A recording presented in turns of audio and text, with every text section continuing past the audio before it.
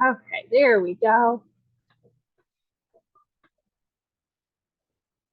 Alrighty, so we are going to start with some exponent rules. Okay, again, a lot of these I think that you have seen before in some capacity, but we're going to talk about all kind of the basics together. So remember that exponents allow us to represent repeated multiplication.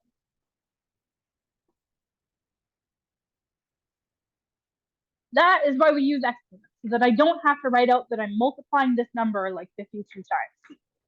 Okay. So for that first example, we have 2 times 2 times 2 times 2 times 2 times 2. Right? We don't have to write it out that way, right? Instead, we can write this as 2 to the 1, 2, 3, 4, 5, 6, 2 to the 6. They mean the same thing. This is a lot easier to write. Okay? Now, with that shorthand comes some rules for how we can be able to combine terms, looking at terms that have the same base, or if I'm looking at some division, if I'm looking at a quotient, or if I'm looking at multiplication, what are the rules there? So again, a lot of these should be familiar, but we're going to go through them to make sure we're all on the same page. I don't care so much that you remember the names of all these rules, but you do need to remember what the rules are themselves. That way you can sort of fluently be able to move between problems of one type and another and be able to move between steps of a particular problem. So product of powers means we are multiplying things that have the same base. Okay. If I don't have the same base, then this rule does not apply. But if I have the same base and I am multiplying, not adding, but multiplying, that means that I can add their powers together. So instead of having two separate x terms here, I can combine it into one x term. So if I had x squared times x to the fourth, I could combine this by adding those exponents.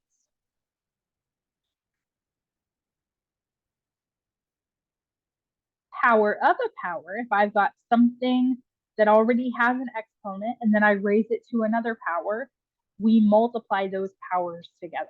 So this would be x to the m times n. Or if I have something like x cubed that I then raise to the fourth power, we would multiply those powers together. We would get x to the 12th. All of these rules should make sense if we were to write them out.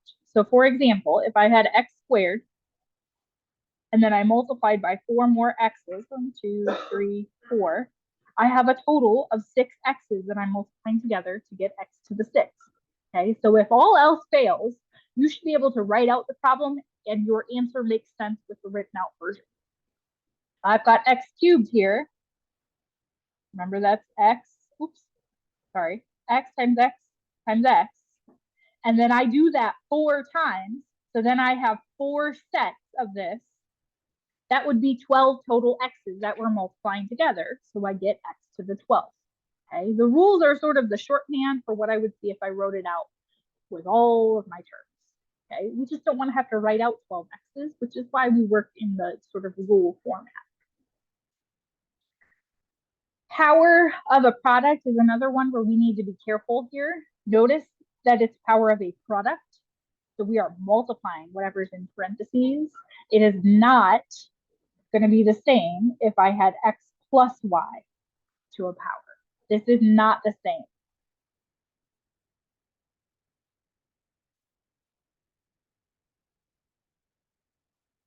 For something like this, we would need to utilize distribution, okay? Because we have addition there, or if I had subtraction.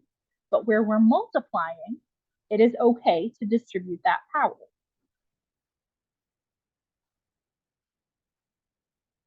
Because this would be x times y times x times y times x times y times x times y, it's all multiplication. It's okay to distribute that power through. That includes to things that are not variables. So if I had 2x cubed, remember this would be 2x times 2x times 2x. I'm multiplying all those things together, which would give me 2 cubed, right? 2 multiplied 3 times, and x cubed, x multiplied 3 times. Now, where you have a number, right, an actual value, in general, I will expect that you give me the simplified version of that instead of leaving it as 2 cubed, but that's how we would get the 8, is 2 cubed.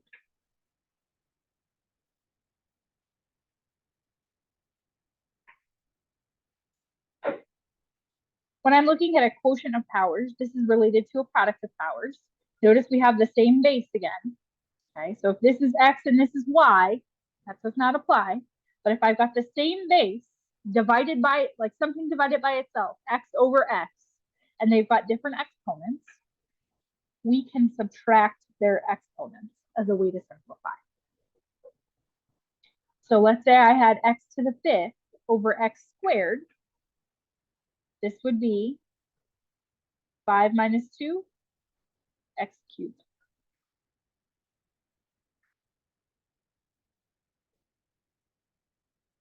If I had, let's say, the reciprocal of this, x squared over x to the 5th, okay, I would still do 5 minus 2. Anytime I've got a quotient, I do big minus little, but then it's going to stick where that bigger exponent was.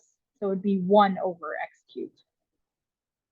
Again, this should still make sense if I think about the written out version.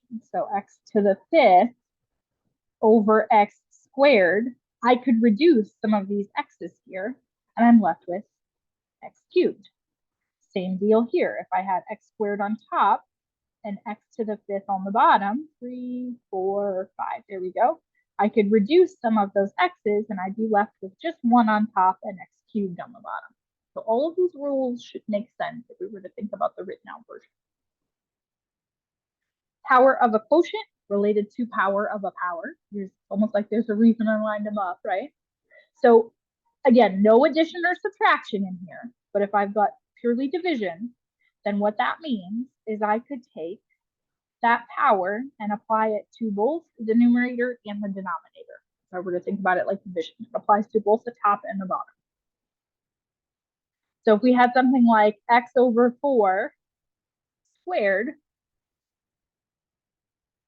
I square the top and I square the bottom. And again, my expectation would be that you simplify this.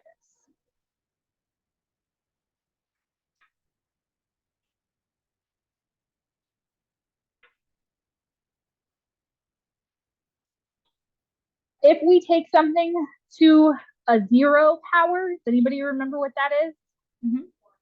Yeah, anything to the 0 power is just 1. Okay.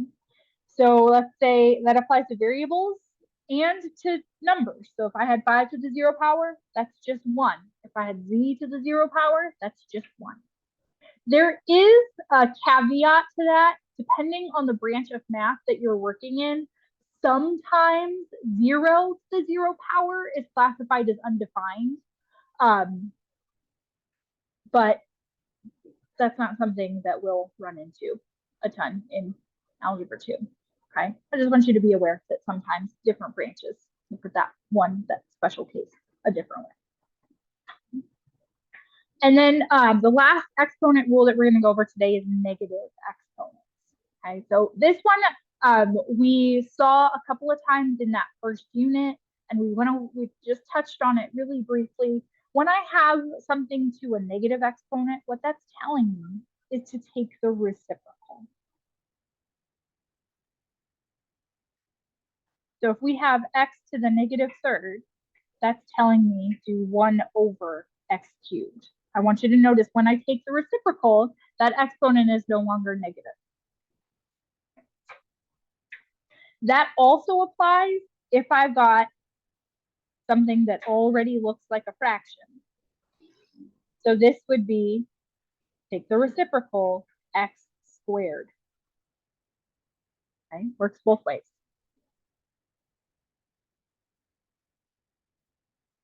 Where I see people struggle on this one is if I have something like -2 to the negative third. Take the reciprocal, but the -2 doesn't change. That's still -2. Okay? It's only the exponent that gets to drop the negative when we take that reciprocal. So be careful with stuff like that. And then just a sort of special note here, this is assuming that the denominator is not 0 when we're looking at fractions. So if I had 0 to the -2nd, that would be a problem because that would tell me 1/0 squared, okay? And I can't have 0 on the bottom of a fraction that's undefined. Questions for me so far? These rules look familiar? Raise your hand for me if you have never seen the negative exponents rule before. That's not something you've covered. Okay. So for today, we're just going to do some practice with these exponent rules that should be, again, largely familiar for us. Okay.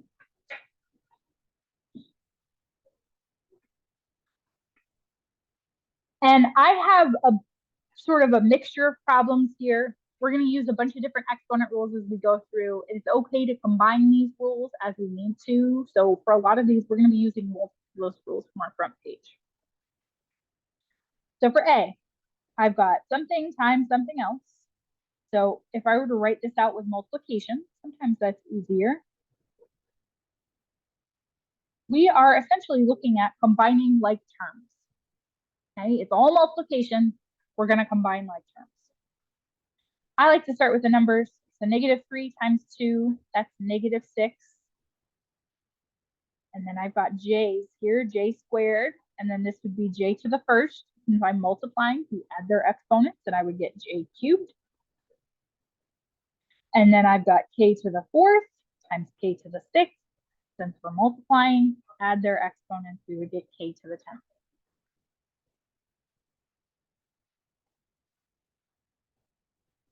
Not too bad. Okay.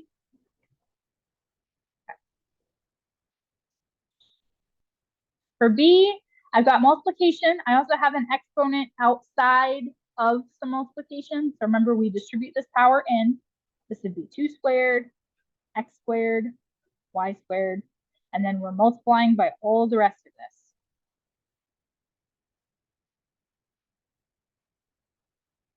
I'm going to start with my constant terms.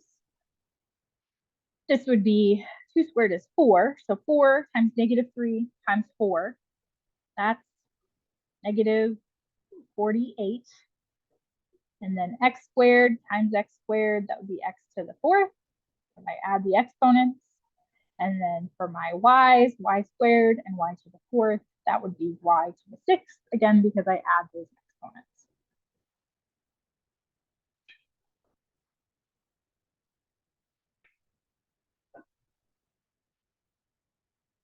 I'm going to skip C and D for now.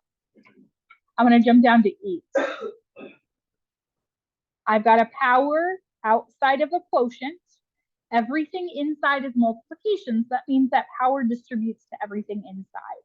So this would be 2 cubed. And then one of the things inside already has a power. So I have to multiply. 2 times 3 would give me 6 for my exponent on A. And then B cubed. And then on the bottom, A cubed. So I would have here 8. And then we've got quotient here, A over A, big minus little, 6 minus 3 would be 3. So A cubed stays on the top, and then B cubed. If I wanted to, I could reduce my A's inside parentheses before we distribute that power. That would also be okay. Before you decide you're done with the problem, I want you to take a look at what you have and make sure you don't have X's or A's or B's or whatever in multiple locations, because that means we still have some more combining that we can do.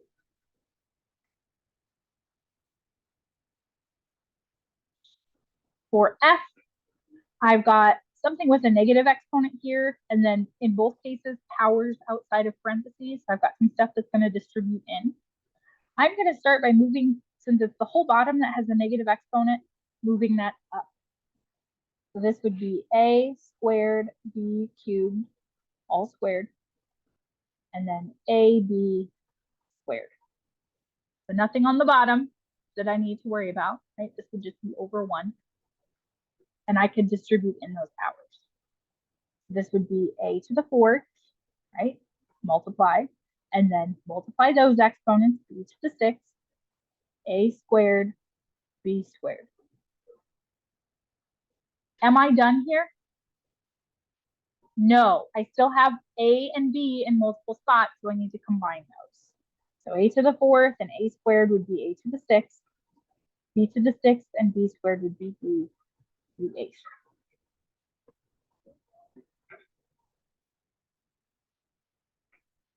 Mm-hmm. I don't understand how like the AB on the bottom with the negative exponent is like went to the top. When I have a negative exponent, that's telling me reciprocal, right? So what we have to start with is, I'm gonna try and fit this in real tiny over here. What I have to start with is that thing that's already on top. Remember, when it looks like a fraction, that's another way of saying divided by, right? Divided by this, okay? Or I could think of this as when I'm dividing by things, and another way we can think of it is as a fraction, so times 1 over a times b to the negative 2nd, right? That's another way that I can think of that division, right? Since the negative exponent tells me to take the reciprocal, it's saying take a and b and move them to the like other part of the fraction. So then what I get when I do that is this guy times this guy. Does it make more sense writing it like that? Other questions for me so far? I want you to try C, D, G, and H right now. C, D, G, and H.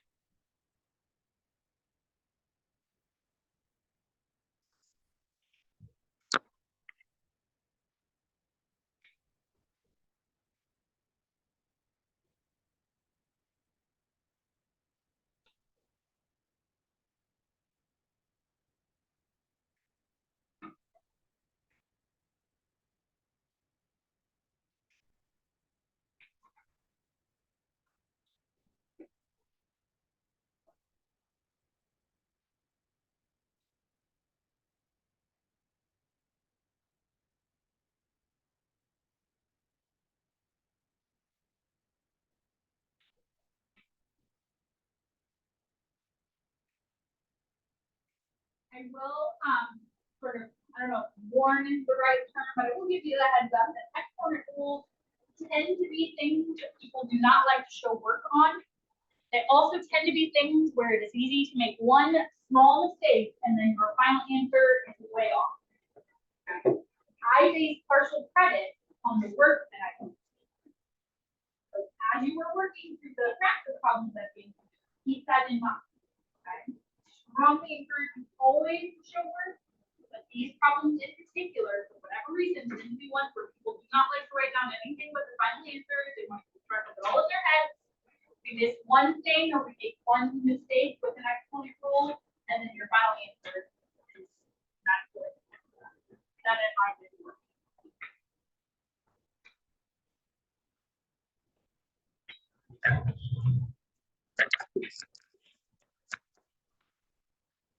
E shouldn't have been too bad. For C, distribute that exponent in, and when I do that, power to a power means I multiply, so we would have x to the 10th, y to the 20th. For D, I'm combining my x's, so that would be 5 minus 5. So we have no more x's. I know a lot of people, when the exponents are identical, they just think of that as reducing, the same way that you could reduce like 8 over 8, right?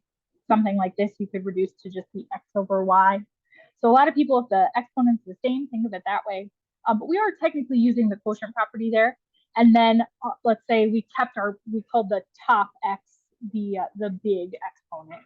5 minus 5 is 0. So what we have is x to the 0, which is just 1.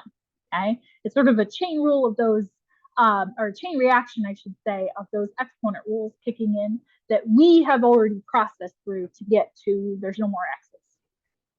And then 3 minus 2 would be 1, so we should just have y as our final answer to D. For G, There is a lot going on this one. G was, I think, the hardest of the ones I asked you to try. So I'm going to start by moving the things that have negative exponents. So this would give me 3z y all squared. And then this z moves to the top. And then this x moves to the bottom. And now I'm going to distribute this square in. So we would have 3 squared, z squared, y squared, z to the first, over x to the fourth, y squared, x to the seventh. And then I'm going to clean this up and I should be able to get my final answer in my next step. So 3 squared is 9. And then on top, I'm going to put these in alphabetical order. You don't have to, but I'm going to. This is my only y term, no x's on the top. So I've got y squared and then z squared times z would be z cubed. On the bottom, again, I'm going to put them in alphabetical order. X to the fourth and x to the seventh would be x to the 11th. And then y squared on the bottom. And now that I've cleaned up the top and cleaned up the bottom, it's a little bit easier for me to see how many y's I have on top and on bottom. I can see I have y squared on top and y squared on bottom. So that would be y to the 0, which is just 1. So I get 9z cubed over x to the 11th.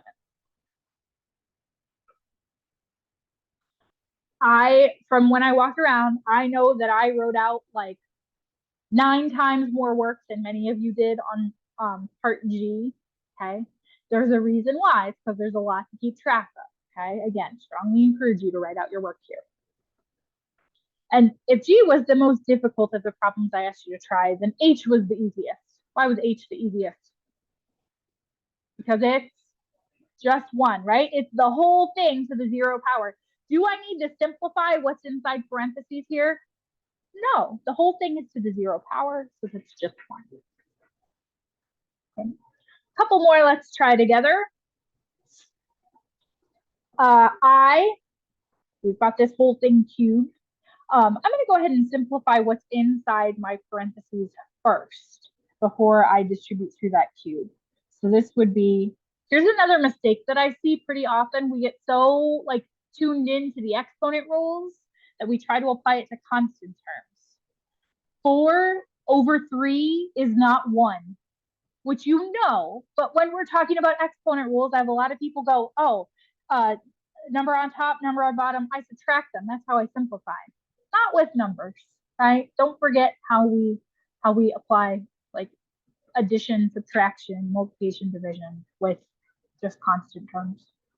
This is going to stay as 4 on top and stay as 3 on the bottom. I've got p on top and bottom. Big minus little means I would have p squared on the top. And then big minus little means I would have r squared on the top as well. And then all of this is cubed. So we would have 4 cubed r to the 6th, p to the 6th, r to the 6th over 3 cubed. When I simplify, that gives me 64 p to the 6th, r to the 6th over 27.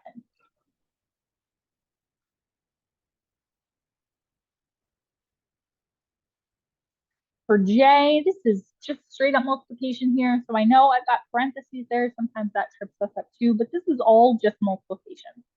I'm going to multiply my constant terms. 5 times the 5th is just 1. And then I've got a squared times a. That would be a cubed because I'm adding those exponents. And then b times b would be b squared.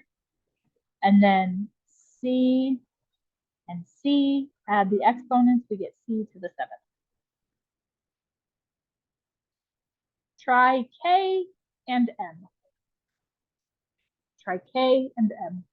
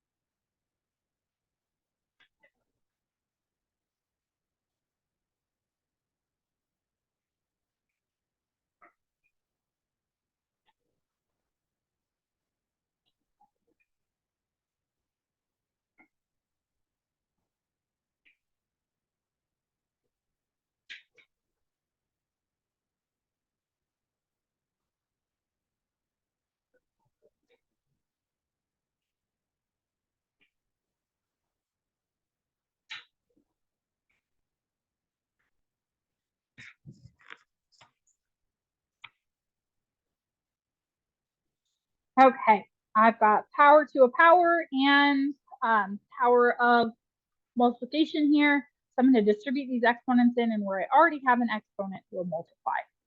This is -2 cubed, a cubed, b to the 6th, a to the 8th. -2 cubed would be -8. And then we'll combine our like terms here. We're adding exponents this time. This would be a to the 11th, b to the 6th. And then for m, I've got some negative exponents here. So I'm going to move this guy and this guy. Okay, so, and then I also have b to the 6th on top and on bottom. So that would just be b to the 0, which I'm going to go ahead and get rid of. And then we can reduce the 4 and the 16. We're not subtracting them. We're doing 4 divided by 16, right? We're factoring 4 out of each of those. So if I factor 4 out of this, it's 1. If I factor 4 out of here, it's 4. Okay.